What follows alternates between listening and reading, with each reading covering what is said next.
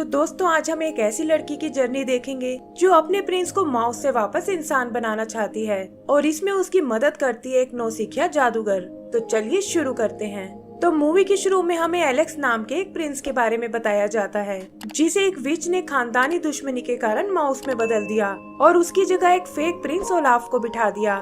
फिर एक दिन उनके राज्य में एक एला नाम की लड़की आई जिसके साथ उसकी जादूगर दोस्त क्रिस्टल और वोल्टर और मैनी नाम के 2 माउस थे। उन्होंने किसी तरह उस विच को मार डाला, लेकिन मरते हुए विच ने एला को एक स्टोन में बदल दिया। एलेक्स को उसका सैक्रिफाइस देखकर बहुत दुख होता है और वो अपनी लाइफ पावर उसे देकर वापस माउस बन जाता है। तब से एला और उसके फ्रेंड्स कोई ऐसा तरीका ढूंढ रहे हैं जिससे वो एलेक्स को फिर से इंसान बना सके। ऐसे ही एक दिन क्रिस्टल भागती हुई एला के पास आती है और बताती है कि उसने श्राप को तोड़ने वाला स्पेल ढूंढ लिया है। इसके लिए वो उन्हें कुछ चीजें लाने को बोलती है, जैसे ब्लैक फेदर, रेनबो एग और ब्लू फ्लावर का स्टेमिन। इन सब को मिलाकर वो एक मैजिकल पोशन बनाती है, लेकिन एलेक्स पर इसका कोई असर नहीं होता और उल्टा वो उसे घायल कर देती है। क्रिस्टल समझ जाती है कि अभी वो एक परफेक्ट जादूगर नहीं बन पाई है और इसीलिए उसके स्पेल्स अच्छे से काम नहीं कर रहे। तभी उसकी नजर स्पेल बुक के ऑथर पर पड़ती है जिसका नाम डॉक्टर नोइटोल है और उन्हें लगता है कि वो शायद उनकी मदद कर सकता है। एला एलेक्स से वहीं पैलेस में रुकने को कहती है और अपने दोस्तों के साथ उस ऑथर के घर पहुंच जाती है। वो देखते हैं कि उसका घर मैजिक से भरा हुआ है, लेकिन बहुत बुलाने पर भी वो उनके सामने आने से मना कर देता है। तब एला उसे सारी बात बताती है और उसकी प्रॉब्लम सुनकर वो उनसे मिलने को तैयार हो जाता है। वो देखते हैं कि ये डॉक्टर असल में एक टोर्टोइज है और उसे अपनी नॉलेज पर बहुत ही घमंड है। थोड़ा भाव खाने के बाद वो फाइनली उन्हें एक क्लू देने को तैयार हो जाता है और बताता है कि तुम्हारी मदद लाइफ स्टोन नाम का एक जेम ही कर सकता है जो समुद्र पार फॉरेस्ट क्वीन के कैसल में रखा हुआ है। लेकिन साथ ही वो उन्हें वॉर्न भी करता है कि वहाँ तक पहुँचना बहुत मुश्किल है और अगर तुम क्वीन तक पहुँच भी गए तो वो तुम्हें लाइफ स्टोन कभी नहीं देगी। क्रिस्टल को लगता है कि वो बस उन्हें बेवकूफ बना रहा है, लेकिन एला उसे वहाँ तक पहुँचने में अपनी मदद करने को कहती है। तब डॉक्टर उन्हें बताता है कि मेरे बैकयार्ड में एक क्लाउड रहता है और अगर तुम उसे मना सको तो वो तुम्हें समुद्र के पार ले जा सकता है। ये सुनकर वो सब उस क्लाउड से मिलने जाते हैं, लेकिन देखते हैं कि वो उनकी बात सुनने को बिल्कुल तैयार नहीं है। क्रिस्टल फ्रस्ट्रेट होकर उस पर अपना मैजिक यूज करती है और इससे क्लाउड को भी गुस्सा आ जाता है। एला समझ जाती है कि वो तो बस उनके साथ खेलना चाहता है और जल्दी ही उसमें और क्लाउड में दोस्ती हो जाती है। एला फाइनली उसे अपनी जर्नी के लिए तैयार कर लेती है और ये देखकर क्रिस्टल उदास हो जाती है। आगे हम उन सबको उस कैसल की ओर जाते हुए देखते हैं और एला नोटिस करती है कि क्रिस्टल का मूड अचानक से खराब हो गया है। एला उससे इसका कारण पूछती है, जिस पर क्रिस्टल बताती है कि शायद वो अपने ग्रुप के लिए एकदम यूजलेस है और यहाँ तक कि अपना मैजिक भी ठीक से नहीं यूज कर पाती। उसे लगता है कि वो कभी एक परफेक्ट जादूगर नहीं बन पाएगी और शायद अब उसे जादू करना छोड़ देना चाहिए। तब एला उसे समझाती है कि इंसान को कोशिश करना कभी नहीं छोड़ना चाहिए और वो उसे खुद पर यकीन रखने को बोलती है। फिर जल्दी ही वो लोग उस फॉरेस्ट तक पहुंच जाते हैं और क्लाउड उन्हें वहीं छोड़कर वापस चला जाता है। यहाँ उनका सामना एक बोलने वाले पेड़ से होता है जो खुद को इस फॉरेस्ट का गाइड बताता है और कहता है कि मैं तुम्हें उस कैसल तक तुरंत पहुँचा दूंगा। वो देखते हैं कि ये पेड़ चलने में बहुत स्लो है, लेकिन कोई और चारा न होने के कारण उन्हें उसे ही फॉलो करना पड़ता है। पेड़ की मदद से फाइनली वो उस कैसल तक पहुंच जाते हैं और देखते हैं कि 2 गार्ड्स वहाँ की पहरेदारी कर रहे हैं। क्रिस्टल अपने माउस फ्रेंड के साथ उनका ध्यान भटकाती है और पीछे से एला उस कैसल के अंदर चली जाती है। वहाँ उसे फॉरेस्ट क्वीन का रूम दिखाई देता है जिसमें कुछ अजीब सी स्टैचूज रखे हुए हैं। तभी एक लैंप जिंदा होकर उसके सामने आ जाता है और कहता है कि तुम शक्ल से मुझे एक चोर लग रही हो। वो एला से खुद को अपने साथ ले जाने को बोलता है और कहता है कि मैं रास्ते में तुम्हारे बहुत काम आऊंगा। देखते ही देखते वो दूसरे स्टैचूज भी एला से यही रिक्वेस्ट करने लगते हैं, जिसमें एक जीनी और एक मैजिकल कारपेट भी है। फिर एला गलती से एक मैजिकल पेंटिंग में चली जाती है और एक के बाद एक उसे वहाँ कई खतरों का सामना करना पड़ता है। तभी उन्हें फॉरेस्ट क्वीन के आने की आवाज सुनाई देती है और एक लेडी एला को पेंटिंग से बाहर निकाल देती है। लैंप उसे जल्दी से एक अलमारी में छुपने को कहता है और तभी क्वीन अपने रूम में आ जाती है। वो समझ जाती है कि यहाँ जरूर कुछ गड़बड़ हुई है और अपने मैजिक से एला को अलमारी से बाहर निकाल लेती है। वो एला से इस तरह यहाँ आने का कारण पूछती है और तभी उसे ढूंढते हुए क्रिस्टल और वो माउस वहाँ आ जाते हैं। क्वीन को लगता है कि ये सब शायद यहाँ चोरी करने आए हैं और वो एक एक करके उन सबको कैद कर लेती है। तब एला उसे बताती है कि हम तो यहाँ उस लाइफ स्टोन को लेने आए थे ताकि अपने फ्रेंड एलेक्स की मदद कर सकें। लेकिन फॉरेस्ट क्वीन उन्हें बताती है कि तुम लोगों ने यहाँ आने में देर कर दी क्योंकि लाइफ स्टोन को तो डेजर्ट क्वीन ने पहले ही चुरा लिया है। तब एला उससे एक डील करती है कि अगर हम लाइफ स्टोन को वापस ले आए तो आप हमें उसे अपने फ्रेंड पर यूज करने दोगी। फॉरेस्ट क्वीन उन्हें समझाती है कि डेजर्ट क्वीन बहुत ही खतरनाक है और तुम लोग उसका मुकाबला नहीं कर पाओगे। लेकिन एला पीछे हटने को बिल्कुल तैयार नहीं होती।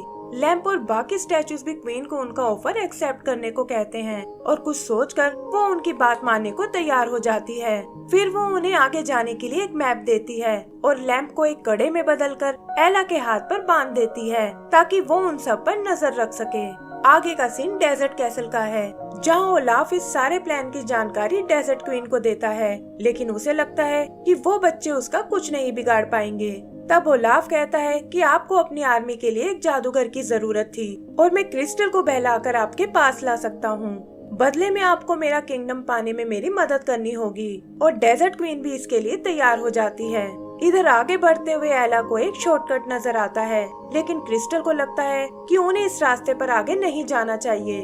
वो अपने मैजिक से इधर उधर खतरा ढूंढने लगती है, लेकिन एला उसे समझाती है कि तुम बेवजह ही ओवर रिएक्ट कर रही हो और हर जगह मैजिक यूज करने की कोई जरूरत नहीं है। इस बात को लेकर उन दोनों में बहस हो जाती है और क्रिस्टल गुस्से में उन्हें छोड़कर चली जाती है। यही हम ओलाफ को देखते हैं जो छुप कर उन पर नजर रख रहा था और वो क्रिस्टल से मिलने उसके पीछे जाता है। आगे एला और उसके साथियों को एक हट दिखाई देती है जिसमें ढेर सारा खाना रखा हुआ है। तभी एक पिंजरा एला को कैद कर लेता है और पता चलता है कि ये एक शैतान बिल्ली का घर है। वो वोल्टर को पकड़कर खाने की कोशिश करती है, लेकिन देखती है कि वोल्टर को उसकी बनाई डिशेस बहुत पसंद आई हैं। ये देखकर उसे बहुत खुशी होती है क्योंकि वो हमेशा से एक शेफ बनना चाहती थी, लेकिन कोई भी उसकी डिशेस को पसंद नहीं करता था। एला को ये सुनकर क्रिस्टल का ध्यान आता है और वो सोचती है कि ना जाने वो किस हाल में होगी। उधर ओलाफ क्रिस्टल से मिलने आता है और उसे बताता है कि तुम्हारे दोस्तों को तुम्हारी स्किल्स की कोई कदर नहीं है और अगर तुम डेजर्ट क्वीन के साथ मिल जाओ तो वो तुम्हें एक पावरफुल जादूगर बना देगी। क्रिस्टल भी उसकी चालाकी को नहीं समझ पाती और डेजर्ट क्वीन का साथ देने को तैयार हो जाती है। इधर एला और मौसिस का सामना एक बियर से होता है और इससे पहले कि वो उन्हें चोट पहुंचा पाए, एला उसे अपने यहाँ आने का कारण बताती है। बेयर उसका दोस्तों के लिए प्यार देखकर बहुत इम्प्रेस होता है और कहता है कि मैं तुम्हें यहाँ से सही सलामत जाने दूंगा, लेकिन पहले तुम्हें मेरे लिए एक लेटर पढ़ना होगा।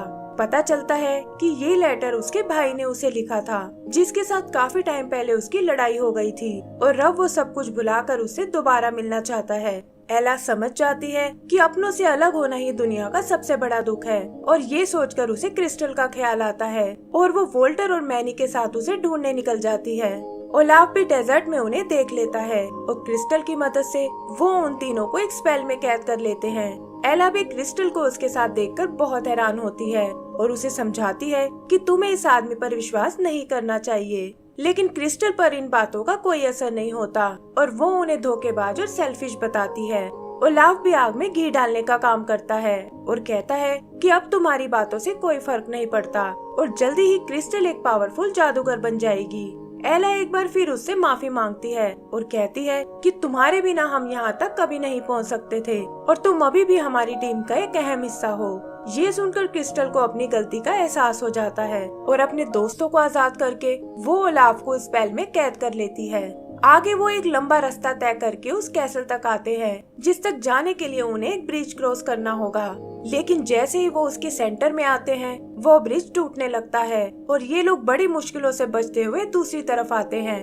फिर कुछ बबल्स उन्हें उठाकर ऊपर पैलेस में ले जाते हैं और यहाँ उनका सामना उस डेजर्ट क्वीन से होता है। वो उन्हें बताती है कि लाइफ स्टोन से मैं अपने डेजर्ट को हरा भरा करना चाहती हूँ और यही मेरी डेस्टिनी है।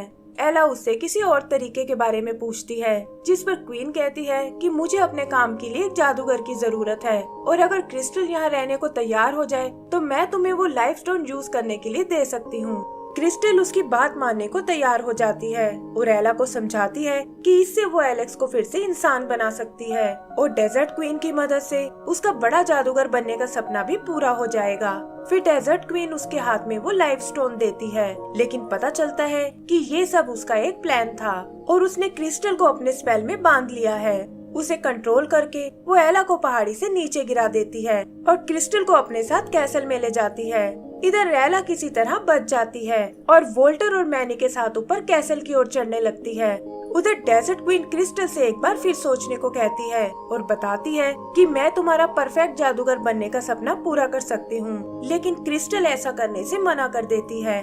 तभी एला और उसके माउस वहाँ आते हैं और क्वीन को बातों में उलझाकर लाइफ स्टोन को चुरा लेते हैं। क्रिस्टल भी स्पेल टूटने से आजाद हो जाती है और वो सब कैसल से बाहर आ जाते हैं। डेजर्ट क्वीन गुस्से में उन पर अटैक करती है, जिसके लगते ही क्रिस्टल एक डॉल में बदल जाती है। एला को ये देखकर बहुत दुख होता है और वो डेजर्ट क्वीन से इसका बदला लेने की सोचती है। डेजर्ट क्वीन उस पर भी अपना स्पेल यूज करने की कोशिश करती है, लेकिन एंड टाइम पर वहाँ फॉरेस्ट क्वीन आ जाती है। फॉरेस्ट क्वीन एला से वो लाइफ स्टोन लाने को कहती है, क्योंकि उसके बिना वो डेजर्ट क्वीन का मुकाबला नहीं कर पाएगी। और ये सुनकर एला तुरंत उसे ढूंढने निकल जाती है। पता चलता है कि वो लाइफ स्टोन मैनी के पास है, लेकिन तभी उनके सामने ओलाफ आ जाता है।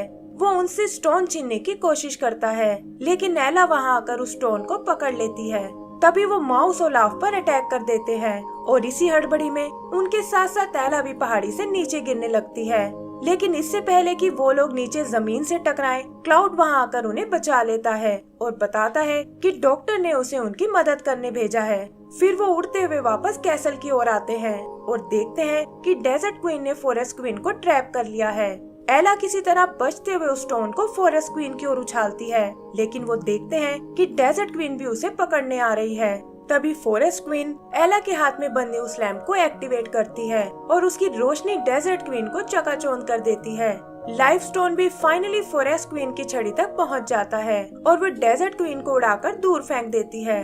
आगे हम उन सभी को फॉरेस्ट कैसल में देखते हैं, जहां क्वीन उन्हें बताती है कि वो एलेक्स और क्रिस्टल में से किसी एक को ही ठीक कर सकते हैं। तब एलेक्स उससे क्रिस्टल को जिंदा करने को कहता है, क्योंकि उसकी ये हालत उसी की वजह से हुई है और एला को भी उसकी बात माननी पड़ती है। फिर क्वीन स्टोन की पावर से क्रिस्टल को ठीक कर देती है और हम देखते हैं कि वो इस बार एक नए रूप में है। क्रिस्टल एलेक्स को माउस के रूप में देखकर बहुत हैरान होती है और तब फॉरेस्ट क्वीन उसे सारी बात बताती है और ये सुनकर क्रिस्टल को बहुत दुख होता है। आगे क्वीन उसे बताती है कि लाइफ स्टोन ने तुम्हारी मैजिकल पावर को बढ़ा दिया है, जिससे तुम भी एक परफेक्ट जादूगर बन चुकी हो और अब तुम फिर से अपना पहले वाला स्पेल ट्राई कर सकती हो। क्रिस्टल भी ये सुनकर खुश हो जाती है और अपने दोस्तों से स्पेल की चीजों को फिर से इकट्ठा करने को बोलती है। फाइनली उसके स्पेल से एलेक्स फिर से इंसान बन जाता है और इसी के साथ हमारी ये मूवी भी खत्म हो जाती है। तो दोस्तों, अगर आपको ये मूवी पसंद आई हो तो प्लीज हमें लाइक एंड सब्सक्राइब करना ना भूलें। Thank you.